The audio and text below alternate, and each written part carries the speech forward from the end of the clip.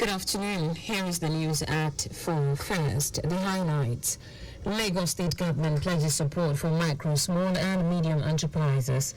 President Tinubu urges Muslim faithful to pray for continuous peace, stability in Nigeria. On the foreign scene, Honduras announces series of measures to tackle crime. In sport, Finidi George resigns as Super Eagles head coach. Now the details. I am Taiwo Baruwa.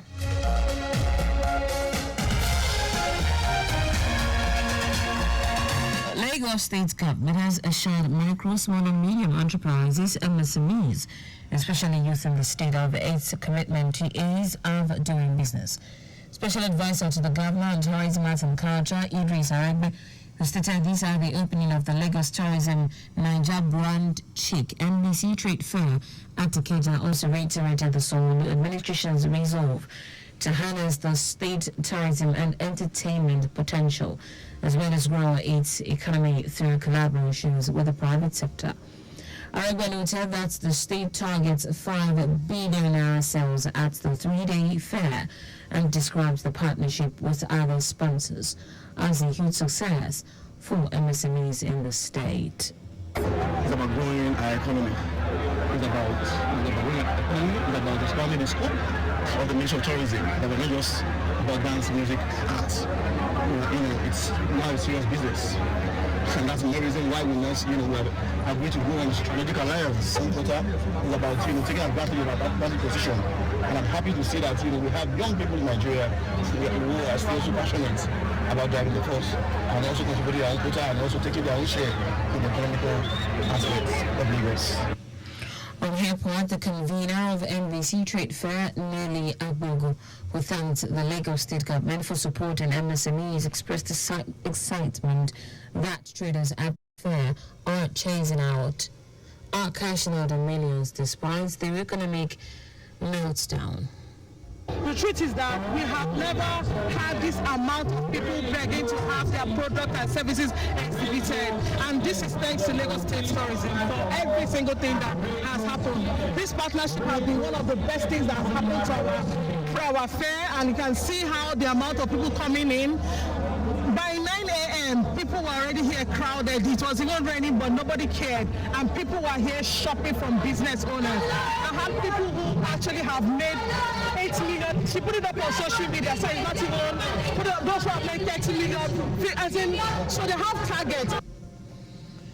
Also speaking in an interview, the Yalaji Odua Tony Kolade commended the Lagos State Government for creating an enabling environment for business to thrive in the state. Kolade, who assured traders that the President Bola Tinubu administration will continue to work in tandem with its renewed hope agenda to address the challenges confronting them, expressed optimism of a better Nigeria after the current reforms by the federal government. Our president is supporting the traders, especially people that are selling food items. Now, if you import any food items, your duty is free. So government is supporting them and supporting the traders by reducing some of the duties. Customers commended the initiative for subsidized prices on goods and services at the trade fair. As part of a mentorship program she initiated for the boy child, wife of the Lagos State Governor, Bijoke Sanwo-Olu, on Friday led a team of young boys to the House of Assembly. Mrs. Sanwo-Olu, who arrived with the wife of the Deputy Governor, Abaf Oluremi Hamzat, was received by the Speaker of the House, Mudashiru Obasa, and members at a special plenary session held to encourage the children. Obasa advised the children and explained the rules of the legislature in the lives of Lagos State and its residents as enshrined in the Constitution of the Federal Republic of Nigeria. He urged the children to resolve to be true leaders of tomorrow, saying, to achieve this, they must say no to crime, as a criminal can never be a leader.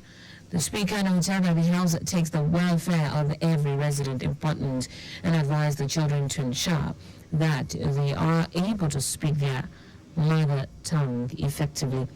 Addressing the House, Mrs. Sowolu said the young boys under the ages of the Lagos State Boy Child Initiative were selected from public and private schools as well as orphanages and correctional facilities.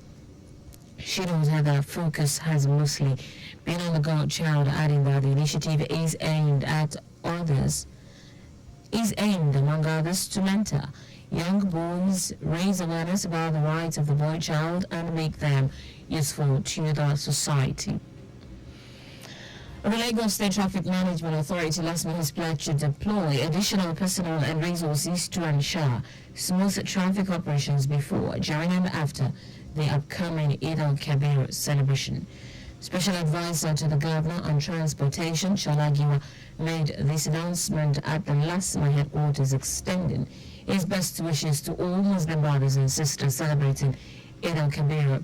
Giwa noted that all operational leads, including the newly restructured agencies, district controllers, commanders, and zonal heads, will be actively on duty to ensure efficient traffic management throughout the festive period.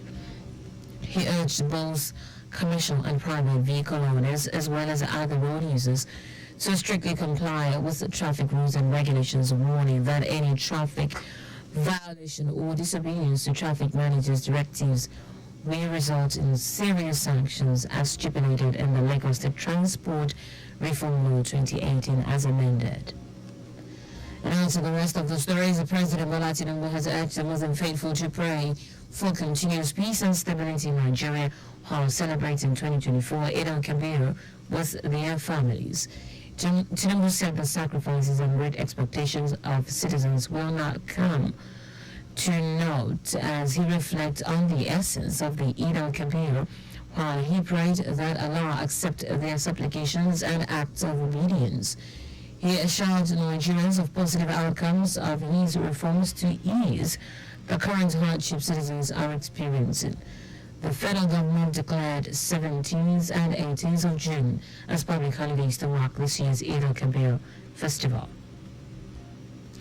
The federal government, through the Ministry of Solid Minerals Development, has vowed to revoke the titles of owners of licensed land units explored by illegal miners. The ministry gave the hint in its first reaction to another mine collapse in Niger State, which claimed 3 lives. Minister of Solid Minerals Development, Dilelaki, said preliminary investigation showed that the collapsed mine was in the area and exploration license of Jurassic Mines Limited in Adono Village, Paikoro local government area of Niger State.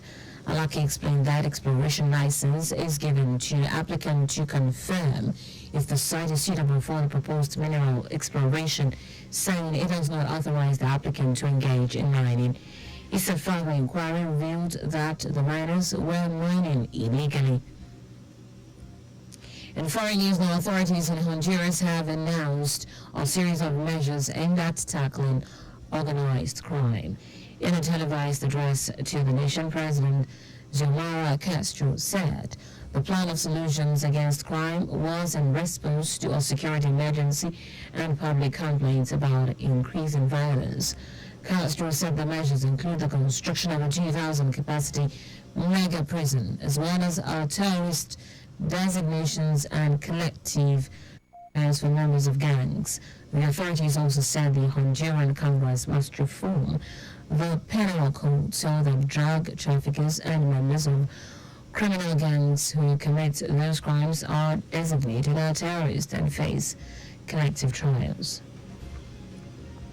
In sport now, Felipe George has reportedly quit his position as the Super Eagles head coach.